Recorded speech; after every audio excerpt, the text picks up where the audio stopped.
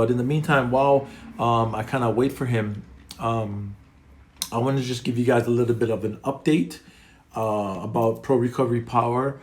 A lot of you guys know that during the pandemic last year, I started thinking to myself, well, now that everything's closed, especially I live in California right now, especially here, things were shut down.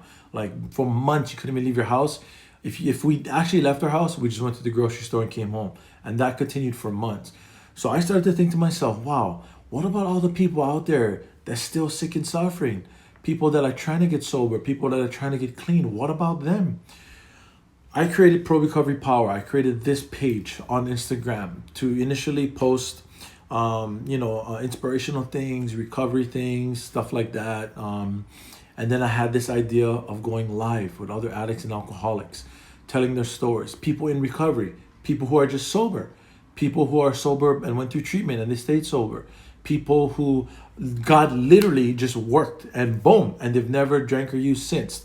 um, People who, dare I say, did it on their own, but, and I mean, I'm a 12 stepper, but honestly, it doesn't matter to me how somebody got sober, how somebody got clean. There are many different paths to recovery from drugs and alcohol, from a seemingly hopeless state of mind and body. It's not just 12 steps and then that's it. I used to think like that until in 2019, I went through school to become a counselor and my mind opened up a lot more because something I learned in my 12 step program is honesty, willingness, and open mindedness. My fellowship taught me that. And because of that, I was able to look at other people's perspectives, their point of views, and they got sober like this, they got sober like that. I thought literally people can only get sober in a 12-step program, because that's all I was exposed to. And trust me, I'm not saying anything is wrong with 12 steps, with smart recovery. Honestly, that one is kind of, I scratch my head, but that's fine. Therapy and things like that. Like, if somebody once struggled with any addiction and they no longer do, I want to get them on here on my platform to share with other people because there's many people out there that's sick and suffering due to this disease of addiction. See, I'm not necessarily talking about substance abuse problem. Absolutely. Typically, I deal with in treatment in like 12-step programs, sponsoring people and things like that. People, they already cross that line into full-blown addict, alcoholic, disease of addiction. Once they start, they can't stop. They don't know why, and they keep scratching their head. Now, there's other people who, on their own accord, they can stop. It is difficult, but they can maybe go through therapy. They can even go through treatment, and things like that to get sober and maintain long-term sobriety or long-term recovery. My mind is open to so much different possibilities, not just in regards to recovery.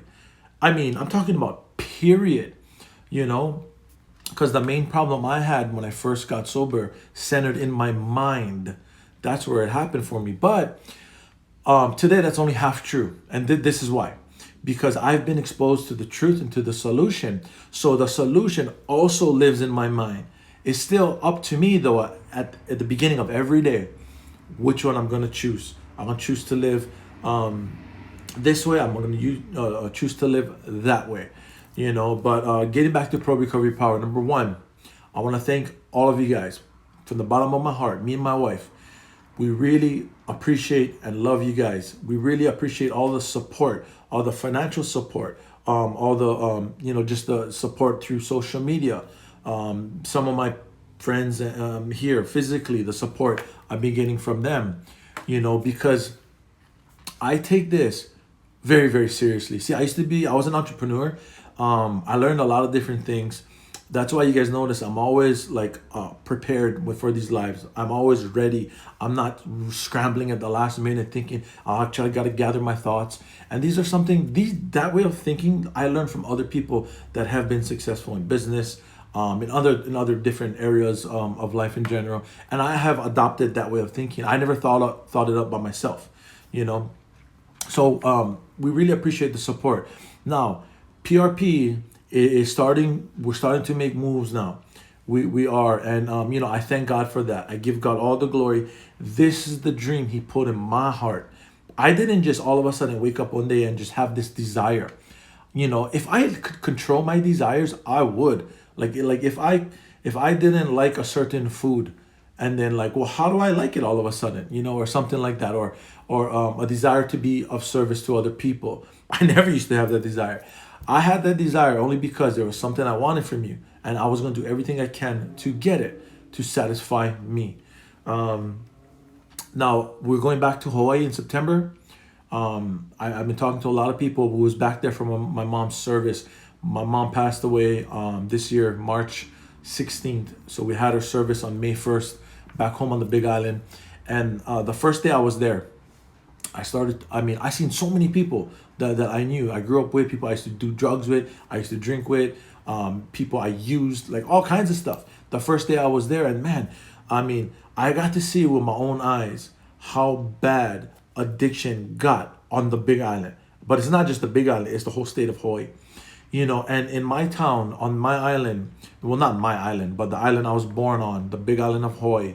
If you guys don't know, that's the Big Island of Hawaii in my logo. It's also on my hand. I got to see with my own eyes how much worse it got. I mean, people never used to do drugs when I was living there. They're on drugs now. Oh, bro, so-and-so, bro, they got divorced, bro, they all strung out. So-and-so went to prison. So-and-so went back to prison. And I get some of the older people in the community that have a lot of influence that have come to me and talked to me and tell me, man, Alika, there's no really recovery, anything. There's no nothing. Like, man, we need you here. We need you here. Your answered prayer, your answered prayer. And trust me, I'm just a man. I'm just a man. Nothing really special about me. What makes me special is the God I serve. That's really what makes me special. But left to my own devices, I can screw everybody's life up, including my own. So I understand what they're saying. See, everybody, when I went back home, when people first found out I got sober, I don't know this for sure, but this is the first thought that I had. Nobody will believe that I got sober. Like nobody, especially the people that I was drinking and using with, because I was always the last man standing. I never started off like that, but through practice and repetition of pushing my body, my mental health to the limit, drinking and using for days, being up for days, my cognition is so screwed up. And people got to see that firsthand. But I know people I used to party with that got murdered because they owed people money. I know people that have died before they hit their bottom. Like, I take this thing very seriously. The call and the purpose that was put on my life, God took my mess and turned it into my message that I carry to other people that's sick and suffering due to this disease of addiction. I take that stuff very seriously, and I'm so grateful. Out of my gratitude for my heart still beating, I just feel compelled to go out and help as much people as I possibly can before I leave this earth.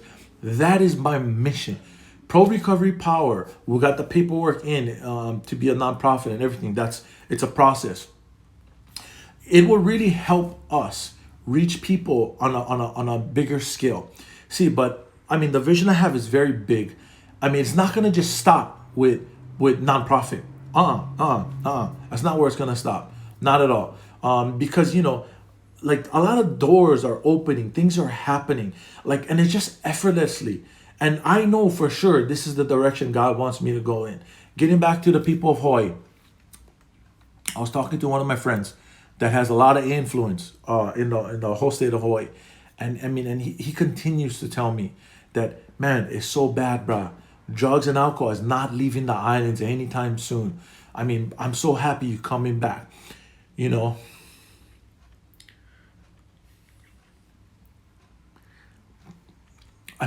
I'm from Hawaii. In general, I got a special place in my heart for addicts and alcoholics. But the people of Hawaii, especially, because that's where I'm from. I grew up there. I see so much people's lives being just torn apart, families destroyed, people dying, overdosing, being homeless, living at the beach, and like living that kind of life. See, I'm on a mission to help as much people as I can. I made that clear. Everybody knows that about me. I know that the reality is I cannot literally help every single person that comes in contact with me. That will not, however, stop me from trying. I mean, I literally can do this all day. I was made for this. I was born for this. This is the reason why God kept me alive, to carry this message to other people that are sick and suffering. And I will do this to the day I die. With the rest of the things going on with the nonprofit and other avenues of recovery and support, and how we're going to help communities, how we're going to help other people, even when I'm not here, even when I leave this earth, my son can continue to carry this message for me if he wants to, and then it can be generational. It's not going to stop with me. It can start with me and continue and be a family blessing instead of a family curse. Thinking about other people, being of service to others, that is so attractive to people, and my fervor for recovery and for helping people is so high. I mean, it is through the roof. Somebody once told me in business, they told me, look, find something that you're passionate about, whatever it is. If you can do it for free, that's a clear indication that that's what God wants you to do. I have been doing this for free since I got sober. Now, of course, I'm technically a registered drug and alcohol technician, which, from what I learned from the counselor women at work and from my school, that technically makes me a counselor. To be honest, I don't need a title to fulfill my purpose. I don't need a degree to do it. I got these things, I got them, whatever. I really didn't want to go back to school to go through all this stuff. I'm not book smart guy. I'm more like all hands-on and stuff. But I believe that's the direction God wanted me to go. I didn't question him, because my obedience to him is the reason why I live the life I have today. I do not wake up in the middle of the night with night terrors at 4 years sober. I do not do that. I do not wake up in cold sweats. I do not have these kind of thoughts of my wife can cheat on me, my son gonna die before me, I'm not gonna fulfill my purpose, I will relapse. These thoughts do not cross my mind at all. They do not. And ultimately, it is because the God I serve. I do not have the capability or the capacity to keep myself sober. I heavily depend on him. See, but that's my story. It's me. Everybody's not like me. Some people, they can do it on their own, and that's great. I'm not trying to say like everybody who struggle with addiction got to do it like me, or they have to depend on God or anything like that. I was just far beyond human aid. God needed to intervene in my life, and he did. And he saved me, and he taught me how to stay saved. So my thinking don't take me back to where he got to come save me all over again. And that way of thinking is what I want to teach other people, how God has helped me. If they're open to it, no problem. See, you cannot argue anybody into the kingdom of God, and you cannot argue anybody into recovery. It is very ineffective. And in my experience and the experience of other people that have told me, it does not work. Super ineffective. Allowing other people to have their own experience was one of the biggest freedoms I've ever got, because I was a major control freak. I needed you to do what I want you to do. Do it this way, not that way. Everything, it had to be my way. But I've been freed from the bondage of self. I no longer live under the delusion that I can drink and use like other people. I know for a fact I can never, ever, ever safely use drugs and alcohol again. And I'm totally fine with that. I prefer it that way. Especially when I went back to school and found out the effects that alcohol has on the human body. Oh my gosh, I'm so glad I don't drink alcohol, because we hear it all the time. It literally is poison.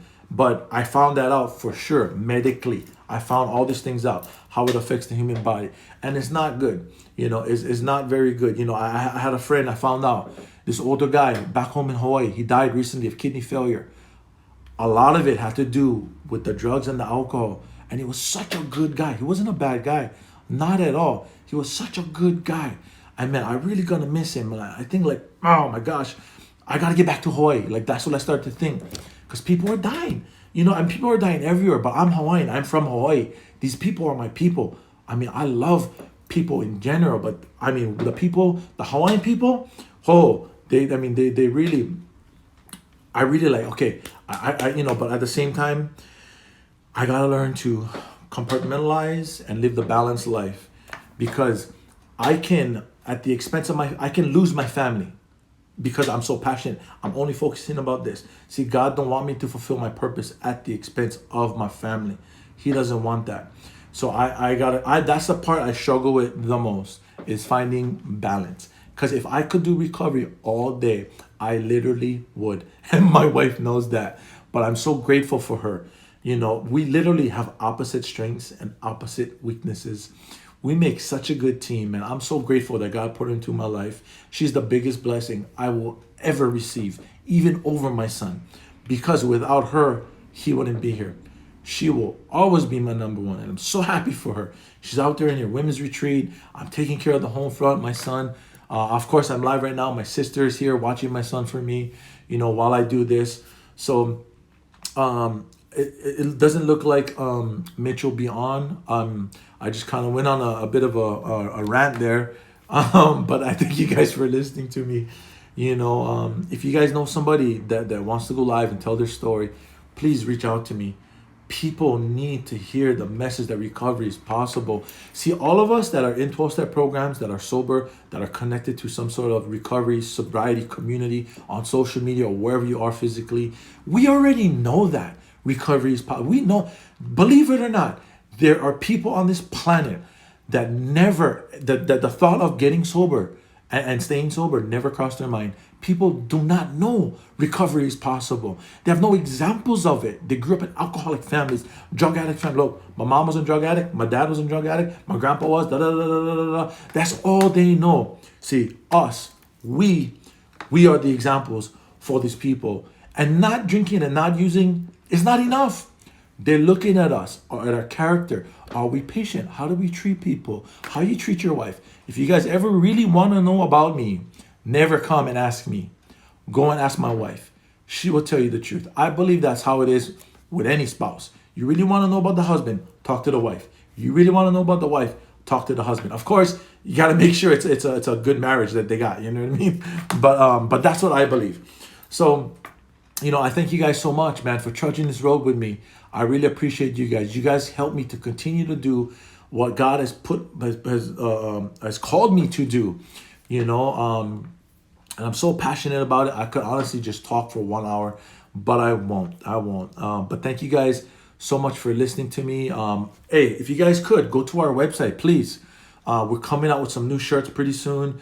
But it's at prorecoverypower.com, the bottom right-hand corner. If you're on your computer, it'll say questionnaire right about here. If you're on your phone, it's a little circle with like a pencil. That's a questionnaire that'll help us track our success, measure you know, our achievements, but most importantly, it'll show us where we can improve. That's the biggest part. We can always improve, and that'll also ultimately help us move the vision forward for Pro Recovery Power. You know, I'm very, very passionate about this thing, as you guys know. Sorry, now I'm starting to read everybody's. Oh, okay. All right. Hey, well, thank you so much. You know, trust me, I don't have all the answers, but I know a lot about, you know, my own personal story. I'm an expert when it comes to me, what has helped me. So thank you guys so much. Oh, Chris, I see your comment. He's not responding. Yeah, Haley. Yeah, I know. I don't know what happened. I mean, I talked to him last night. He said, yeah, I'm setting my alarm. It literally happened 2 weeks in a row. And I don't know what, I just hope he's okay. But I did talk to Mikey. He's going live with me. He's from the East Coast. He's from Baltimore. Ho, brah. He has an amazing story to tell. And we're going live at 3. But if you guys please reach out, continue to reach out to him. And just make sure he's okay. I will do the same. You know, because it's a we thing, not a me thing, right? We, it's us. Like, I can, but we can. We, it's the first word in the first step. Like my boy, Lonnie Boy always says. Andrew, you guys know him as Andrew. You know, so, but I'm gonna that'll be all for now, guys. I will go live again with Mikey at 3 o'clock in about, you know, 2.5 hours from now. I spoke to him earlier. Oh, he's so excited. He has an incredible story to tell. I promise you guys not gonna want to miss that one. So I'll see you guys then. Thank you guys so much for tuning in. I genuinely love all of you. Have a good day.